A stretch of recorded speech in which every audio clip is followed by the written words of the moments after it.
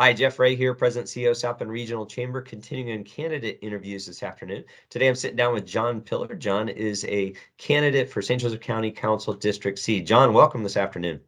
Hello, thank you very much, Jeff. How are you? Doing great. Hey, glad to have you here and want a chance just to have our members get to know you a little bit better in case they don't know you already. So, John, just, for those who haven't had a chance to meet you yet, tell us a little bit about who John Pillar is.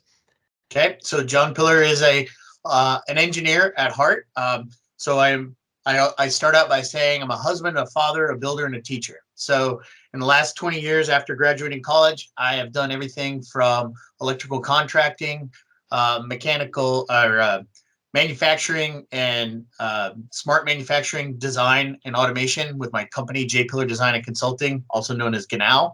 And then spent 7 years as a Purdue professor here at Purdue South Bend. And for the last 5 years or so, I've been working with startups focused in smart manufacturing. And now my current full-time position is director of field support for a company called Alcatraz AI.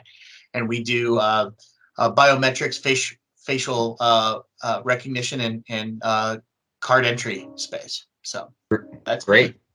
No, I appreciate that. Thank you, John, for the little background there. So just again to help frame a reference for some of our folks, you're running in District C. Help remind us whereabouts District C is. Right. District C is essentially Harris Township, state line to Douglas Road, Ash to Gumwood, basically, is that space.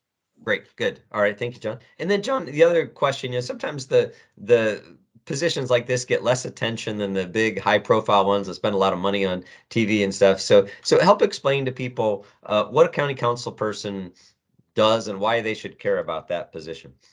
Right. And I'm one of those people. I came into this race a little late. I came in just as the capability of signing up to run for it. So I've only been running this race for two and a half months at this point. So county council, there's 9 council positions. The county council is essentially the legislative branch of the county. So we're working on making sure that any rules or regulations can get made, but also paying the bills for the roads, the snow plowing, the police, or the county police and the fire. So those kind of jobs. Yeah, so the basic services we all rely on. Thanks, John. So, John, you're a busy guy. You went through a pretty detailed resume, but you've been inspired to run for office. Talk about that decision and what inspired you to get into the race. Right. So I appreciate that question. It was never on my list to do. As you noted there, I've been spending my time focusing on manufacturing, doing professor work, teaching and educating. And one of my biggest goals in that process is working in the Michigan area and bringing back manufacturing to the space, focusing on that kind of work. It was reached out to run from the Democratic Party. There was nobody else running against my opponent in this race. And when I saw some of the actions there and who my opponent was, I decided that I wanted to put in an option at this case. So I've been working to make sure that I can apply my engineering and that education and logic space to the world, to where we're at, and bring a little bit of common sense and logic back into our county council. No, I appreciate that, John, because it was sort of led into what I was going to ask about is so it sounds like a non-traditional path to county council. I'm not sure, maybe short of one or two others that might have some background on the manufacturing space. Just expound a little bit on some of the skill set that you have both from as a teacher or working in manufacturer as a that might be helpful to the county council.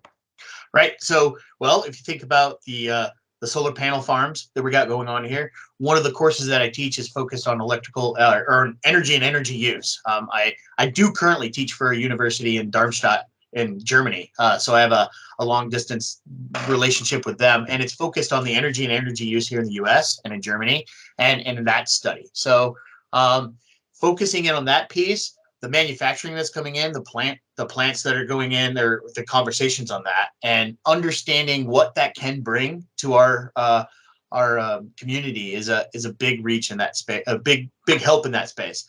No one's going to talk over me or under me on those capabilities and conditions. And we've got a long history of manufacturing here. Studebaker, this is the home, right? And we have a great deal of global reach in our manufacturing in the space. Your members know that.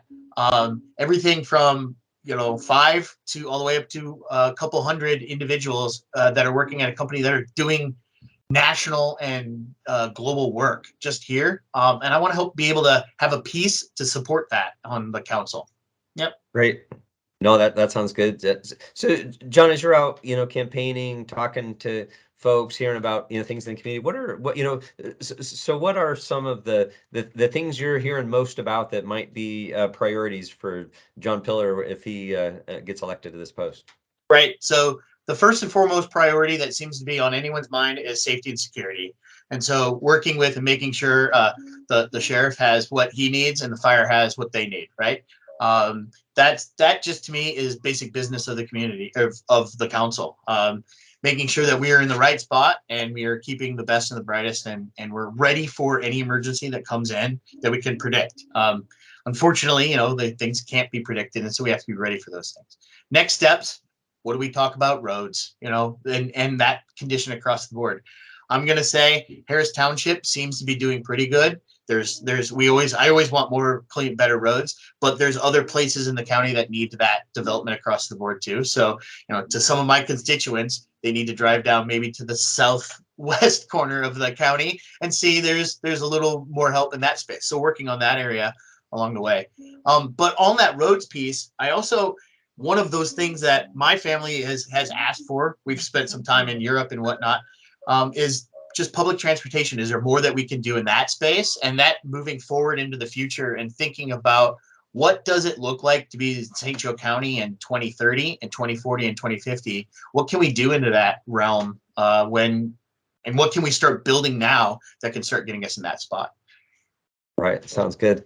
John, so anything, like I think of, government, all things that, there's often a long to-do list, maybe a checkbook that doesn't, necessarily line with it. Talk a little bit about just sort of managing a complex budget, setting priorities, doing trying to figure out where those greatest needs are and how you assign resources to attack them. Right. The first piece is defining what the goal, right? It's a business. I have my own business and I've been working in startups. So it's really hard to work on a budget when you have to do everything and you only have this much, right? So that's kind of, I think, what you're asking here. And government's the same way.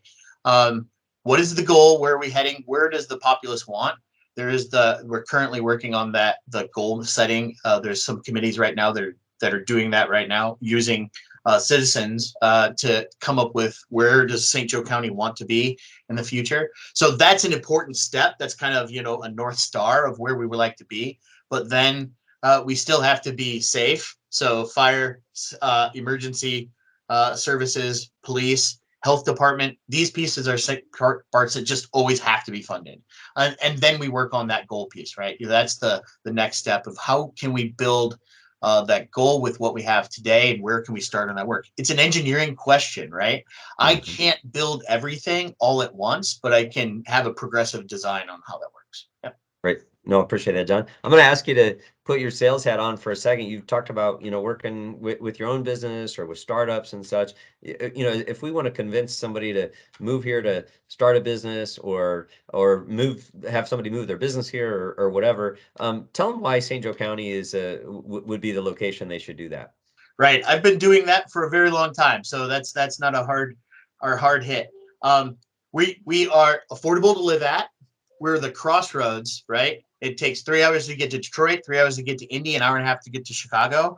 We're working on that public transportation to get to Chicago really quick here. If we can get that transportation right, we are as fast to get to Chicago as some of the long suburbs are to get to downtown. So this is a great place for that. I don't know if it's in your neighborhood right now, but I know that fiber optics are getting laid in this space. That is a huge piece. I've been fighting and wanting to have that very quick. As long as you have the infrastructure ready to go like that, small businesses can just develop in that area. Then you have to start attracting the individuals, attracting that space. Notre Dame has been doing that, working into the north corner there in the Yeti Street Common space, attracting professors. I understand that zone. I didn't work directly in West Lafayette, but I know what that college feel needs to feel like. I understand that. You look in those spaces. So we're doing in that space, in that growth and community, and wanting to adjust people here. I think Mayor Pete said one time, I heard in one of his conversations, there are a lot of pieces in our neighborhood that don't belong here because of the size we are, but because where we were growing. We have the Moore Civic. We just did that 100. That's huge. We have the zoo. We have all these pieces, an airport. These are great assets, and we need to maintain those pieces. Right.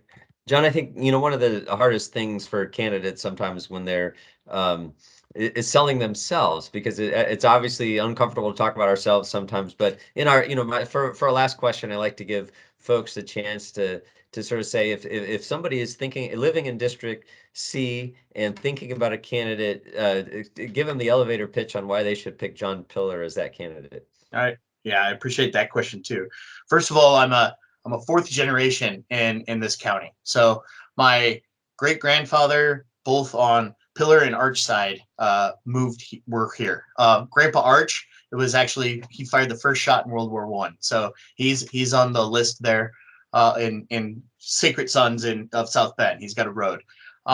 We've been part of this community for a very long time, mostly blue collar jobs. Grandpa Pillar worked at Sibley's, and now I'm moving up the way, owning my own business, running as being an engineer and all these other pieces. I went away for a little bit, was in Indianapolis and Texas for some time, and came back here because it is the place to live and raise my family, and the values in that piece. So John is not a common politician, right? I just want to be the normal guy that wants to make sure that we keep business running the right way and keep some adult conversation going on in our county, and logic, and just making the business work. Great. Sounds good, John. John, if folks who watch today are interested in getting more information about your campaign or candidacy, where's the best place for them to look for that? The best place is on my website, which is vote for FOR Pillar, PILLER.com.